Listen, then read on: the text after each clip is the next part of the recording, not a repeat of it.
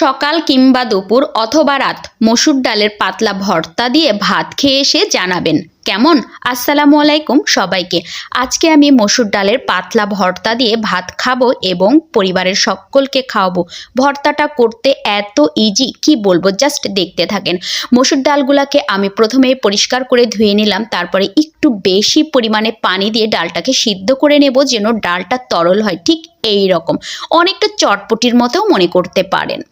তারপরে ডালটাকে তুলে নিয়ে আমি এদিকে মরিচটাকে একটু লবণ দিয়ে গুঁড়া করে নিলাম, মানে একটু চিলি ফ্লেক্স করে নিলাম। এইবার এই হাতে সালাদটাকে রেডি করে নেব। ওয়াও, আমার মুখে একদম পাড়ে এসে ভরে গেল, কি বলবো।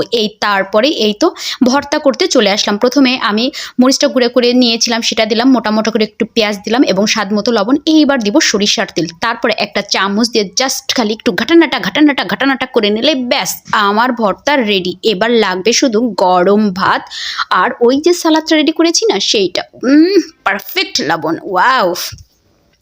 তো এই তো ভাত রেডি, এবার পরিবারের সদস্যদেরকে খেতে দেবো আর আমিও এক লোকমা খেয়ে নিব।